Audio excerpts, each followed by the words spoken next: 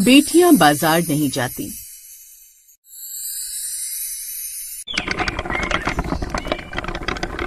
सुनिए, सर्दी बहुत बढ़ गई है। राधा का स्वेटर फट गया है। आज बाजार से आते हुए ले आना। पिछले कई दिनों से राधा बिना स्वेटर पहने जा रही है। हाँ, याद रहा तो लेता आऊंगा। तुझे पता है ना, आजकल दुकान पर बहुत काम रहता है, इसीलिए बाजार में निकलना नहीं हो पाता। सीधा दुकान से घर आ जाता हूँ।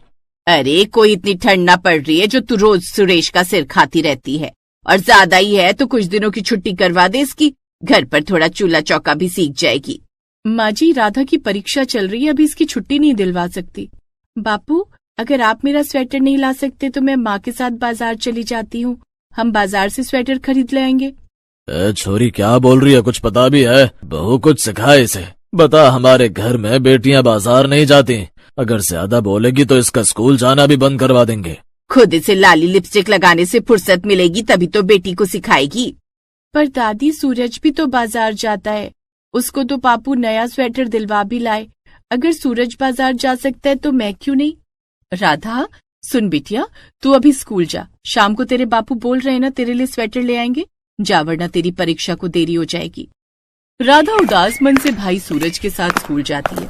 सर्दी की शुरुआत थी, पर सुबह के समय मौसम ठंडा था। राधा की क्लास में सभी लड़कियों ने स्वेटर पहन रखे थे, पर राधा ही थी जिसने स्वेटर नहीं पहना था।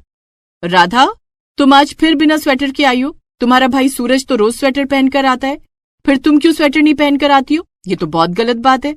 मैडम जी, बापू को बोला है, वो बाजार से लाते ही नहीं है, मना कर देते हैं। अगर तुम्हारे बापू के पास समय नहीं है तो तुम अपनी मम्मी को बोलो, वो तुम्हें स्वेटर दिलवा लाएंगी। मैडम जी, हमारे घर में बेटियां बाजार नहीं जाती, ऐसा बापू, दादी और दादा कहते हैं। राधा की बात सुनकर टीचर एक पल के लिए चौंक गई। फिर राधा का मासूम उदास चेहरा देखकर टीचर कुछ नहीं बोली। अगले कुछ दिनों तक राधा के लिए घर में कोई भी स्वेटर नहीं लाया। फिर एक दिन राधा जब स्कूल से घर लौटी तो उसने एक स्वेटर पहन रखा था। ए छोरी, ये स्वेटर कहाँ से पहन कर आई है? किसने दिलाया? तेरा बापू तो बाजार से खरीद कर लाया नहीं। क्या तू बाजार गई थी? सच बोल। राधा, ये किसका स्वेटर पहना हुआ है? क्यों झूठ बोल रही है बहू? तू जरूर चोरी छिपे से बाजार ले गई होगी। ऐसे ही थोड़ी हवा में ये स्वेटर आ गया। माँ, ये स्वेटर टीचर जी मेरे लिए लाई हैं। इतने दिनों से मैं स्वेटर पहनकर नहीं जा रही थी, इसलिए टीचर जी खरीद लाई।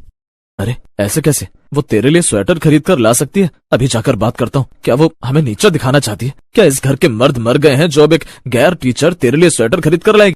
सुनिए, रहने दीजिए, कोई बात नहीं। मैं कल ही इस स्वेटर के पैसे टीचर जी को दे आऊंगी। आप ऐसे मत जाओ ऐसे बच्चों की पढ़ाई पर। पत्नी मालती रोकती रही, पर राधा के पिता ने एक नहीं सुनी और गुस्से में भरा सीधा टीचर के पास जा पहुंचा। उस समय टीचर विद्या स्कूल से बाहर निकल ही रही थी। ओ मैडम, ये लो पकड़ो अपना दिया हुआ स्वेटर। मेरी बेटी के लिए इतना कष्ट करने की कोई जरूरत नहीं है। हमारे घर में औरतों को बाजार जाने की इजाजत नहीं है। हमारे घर में मर्द ही बाजार से सब कुछ खरीद कर लाते हैं। इससे पहले कि मैडम विद्या कुछ कहती, सुरेश स्वेटर फेंक कर वहाँ से चला गया। ये तो खाली स्वेटर की बात थी, पर अक्सर ही बहुत सी परेशानियों का सामना मालती और उसकी बेटी को करना पड़ता था। शादी के समय मालती के मायके वालों को इस बात की बिल्कुल भनक नहीं थी कि वो अपनी बेटी की शादी एक ऐसे घर में कर रहे हैं जहाँ पर बेटियों को लेकर आज भी वही पुरानी सोच चली आ रही है कि बेटियों को घर में रखा जाए। मालती जानती थी कि राधा की पढ़ाई बस 8वीं तक ही पूरी हो पाएगी, क्योंकि उसके बाद उसे शहर जाकर पढ़ने की इजाजत नहीं होगी।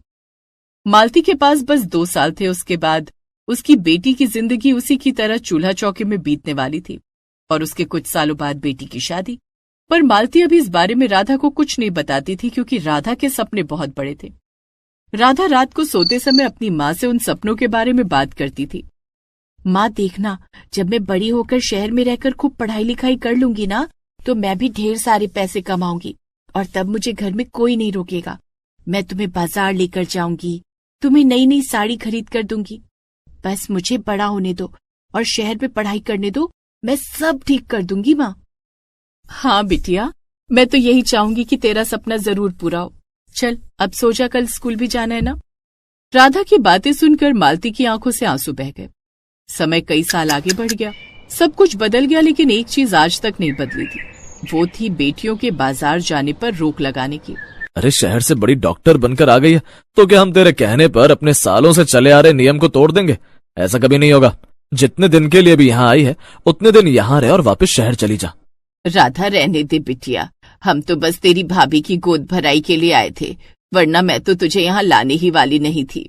माँ, दादी को दवाई की जरूरत है। मैंने बापू से जो दवाइयाँ मंगवाई थी बापू गलत लाए हैं। मुझे खुद ही मेडिकल स्टोर जाना होगा और वहां से सारी दवाइयाँ लानी होगी। वैसे भी मैं मैडम जी से मिलने जा रही थी, इसलिए बाजार होती आऊंगी।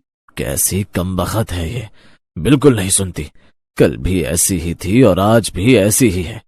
अच्छा यही होगा कि तुम दोनों माँ बेटी अभी के अभी यहाँ से चली जाओ। संध्या बहू, मैंने कहा था ना अपनी गोद भराई के फंक्शन में मत बुला। हमें वापस गांव नहीं आना चाहिए था। राधा का भविष्य बनाने के लिए ही तो मैं इस घर से अपने रिश्ते नाते तोड़ गई थी। अपने मायके चली गई थी ताकि इसके नाना नानी के घर रहकर ये अपनी आगे की पढ़ाई पूरी कर सके। माँ, मैं चाहती थी कि आने वाले बच्चे को अपनी दादी माँ का आशीर्वाद मिले, अपनी बुआ का प्यार मिले, इसलिए मैंने आप दोनों को यहाँ बुलाया। राधा देख, तू आ तो गई है, पर फिर से अपनी मनमर्जी मत चला। तुझे पता है हमारे घर में बेटियां बाजार नहीं जाती, तो ये बात तो तुझे अब इतने सालों में समझ आ जानी चाहिए थी। मैं तो हैरान हूँ, मेरा भाई भी इन सब में साथ देता है। मुझे तो लगा था कि तू बदल गया होगा, पर तू बिल्कुल नहीं बदला। खैर, हम सिर्फ भाभी की गोद भराई तक यहाँ रुके हैं, उसके बाद मैं माँ को लेकर वापस शहर चली जाऊंगी। चलो अब तुम सब ये चीज छोड़ो, कल बहू की गोद भराई है, उसकी भी तैयारी करनी है। सूरज, सुरेश, जाओ गांव वालों को निमंत्रण दे दो। अगले दिन घर में चहल पहल थी। आंगन में रंगोली बनी थी, ढोलक की थाप पर गीत गूंज रहे थे और बहू संध्या की गोद भराई का दिन था। सबके चेहरे पर खुशी थी। अचानक संध्या को लेबर पेन शुरू हो जाते हैं। ऐसा कैसे हो सकता है बहू, अब 7वें महीने में बच्चा पैदा करेगी? बताओ तो 9 महीने भी पूरे नहीं कर पा रहा बच्चा। काकी, ऐसा हो जाता है, कभी कभी बच्चा 7वें महीने में हो जाता है। आप प्लीज मुझे भाभी को देखने दो। माँ, भाभी को जल्दी हॉस्पिटल लेकर जाना होगा। हॉस्पिटल? तुझे पता नहीं है छोरी, हमारे घर की बेटियां बाजार नहीं जाती हैं। तू अपनी भाभी को लेकर बाजार कैसे जाएगी? बाबूजी सही कह रहे हैं, इस घर की बहू बेटी बाजार नहीं जाएगी। जो होगा घर पर होगा। मैं घर पर ही डॉक्टर को ले आता हूँ। पर डॉक्टर साहब तो शहर के बाहर गए हुए हैं। मैं कल ही हॉस्पिटल गई थी बहू को लेकर। काकी, आप अपनी बेटी बहू को बाजार ले जाती हो, आपके घर में कोई मना नहीं करता? बेटी, हम तो गरीब लोग हैं, सारे काम खुद ही करने होते हैं, तो हमारे घर की तो बेटियां बाजार चली जाती हैं। सबके चेहरे उतर चुके थे। राधा दीदी, मेरे बच्चे को बचा लो। मेरे होते हुए आपको और आपके बच्चे को कुछ नहीं होगा भाभी। आज इस घर की बेटी बाजार जाएगी। सूरज, गाड़ी की चाबी दे। मैं कह रही हूँ सूरज, गाड़ी की चाबी दे। उस दिन कोई बीच में नहीं आया और खुद ही माँ मालती और अपनी भाभी संध्या को अस्पताल ले गई और उसके बच्चे को बचा लिया था। उस दिन मालती के सास, ससुर, पति और बेटे को अपनी गलती का एहसास हुआ कि वो सब गलत थे। आज अगर राधा न होती तो शायद संध्या और उसके आने वाले बच्चे की जान पर संकट आ सकता था। राधा भी जानती थी कि आज उसमें जो हिम्मत आई थी वो उसकी माँ मालती की कोशिश की वजह से ही संभव हुआ। अगर मालती उसे बचपन में ही मायके न ले जाती, राधा ना पढ़ती लिखती, तो शायद आगे भी कई सालों तक बेटियों को बाजार जाने पर रोक लगी रहती।